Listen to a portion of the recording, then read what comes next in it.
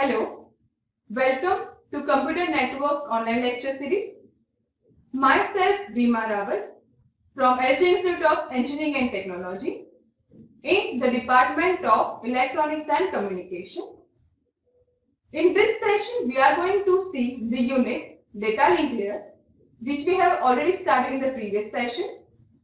Now in this session, we are going to see the topic elementary data link protocols in this session. So let's start with that. So, first of all, let us see the different elementary data link protocols. There are basically three types of elementary data link protocols. The first one is an unrestricted simplex protocol.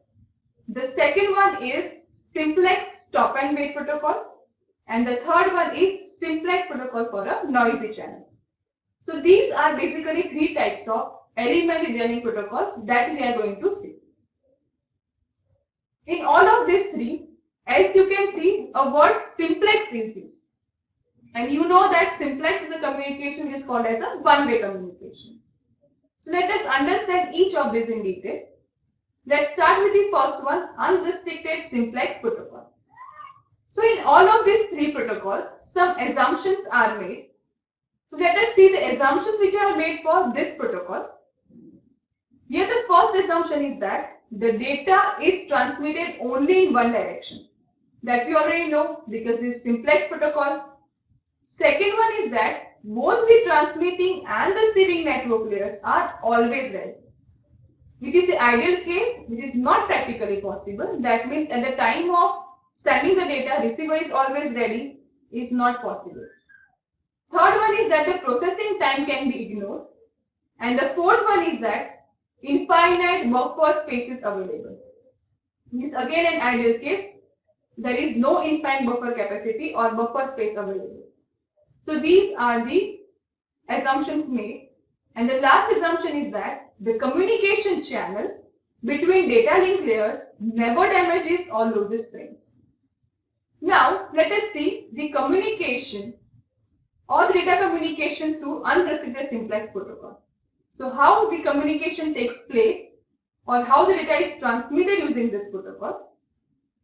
For that, and this is the standard A, this is receiver B. We are considering the timing events for this. This indicates the timing graph. Now, standard A sends the frame number 1 to particular receiver B. After that, it will start sending the next frame, frame number 2. Likewise, it will keep on sending the further frames to receiver B. As the name suggests, it is unrestricted simplex protocol. There are no restrictions on sending the frames. It will keep on sending the frames, consecutive frames from standard A to receiver B. Now, let us see the next one, which is simplex stop and wait protocol. So here, let us consider the assumptions made. First one is that the communication is error-free. Here it is assumed that there will be no error present while the communication is established, which is ideal case. That is not practically possible that there will be no error. Some error will be present. Second is that one direction flow of data from the sender to receiver. Third one is that the receiver has the finite number of buffer capacity. So unlike the previous one, where we have considered the infinite buffer capacity, Here we will have the finite number of buffer capacity, that is a valid case. Next is the receiver has the finite processing speed.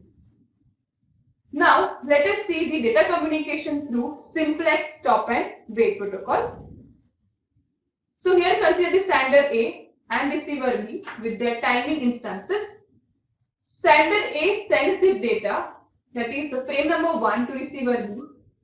As the name suggests, stop and wait protocol, the sender will send the particular frame and then it will wait for the particular time instant and it will stop sending the further frames until it receives the acknowledgement for the frames sent.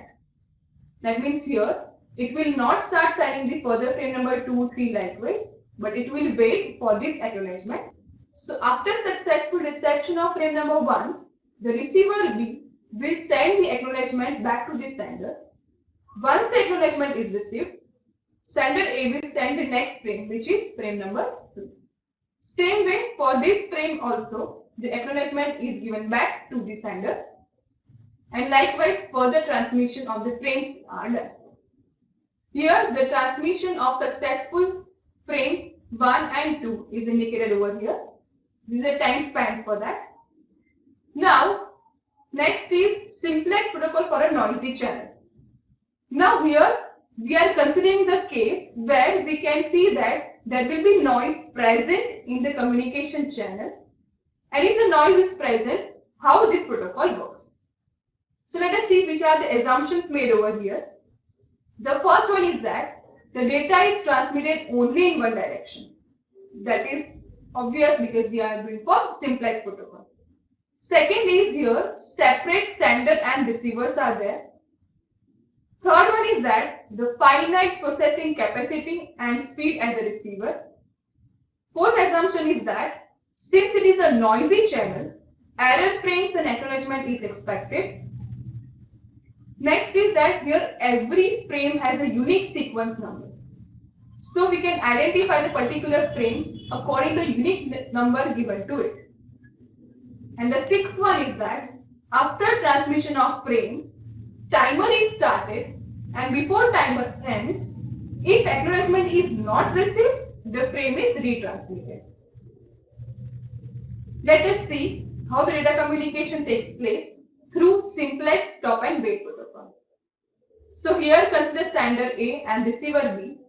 As we have considered over the here noisy channel, we need to consider the adverse condition as well. So let's say for example, sender A sends the frame number 1 to receiver B, and for the successful transmission, after reception of frame number 1 successfully, the receiver will send the acknowledgement back to the sender. Here the acknowledgement 1 is given to the sender. Now, next frame number 2 is sent. But as is a noisy channel, what if the frame 2 is lost during the transmission? So here, in this case, frame number 2 is not received correctly to the receiver B. So the sender will wait for the particular time interval. And if the acknowledgement is not received for that particular time interval, it will send again that particular frame number. So here frame number 2 is retransmitted. And as here it is successfully received, receiver B will send the acknowledgement for that. Here the timing span for sending the frame number 1 and 2 are indicated.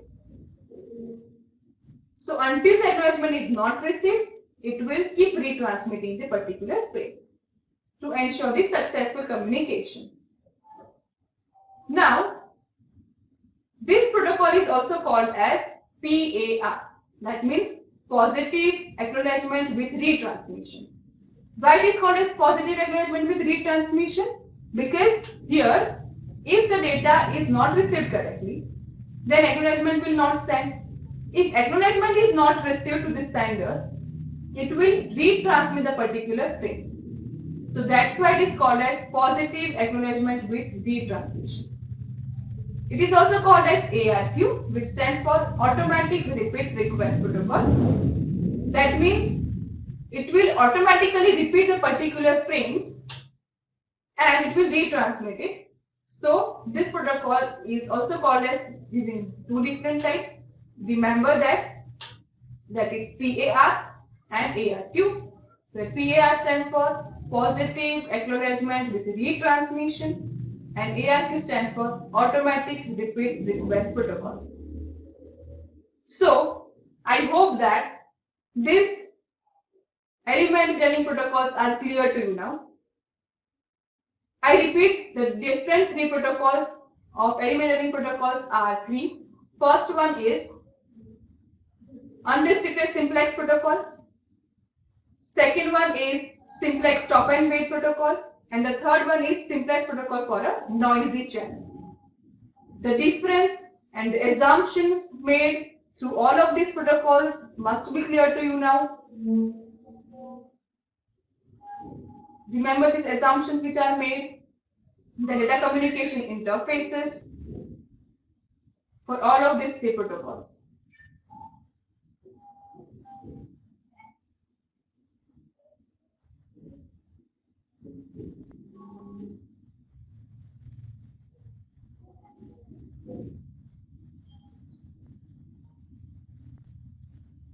These are the references for this particular presentation.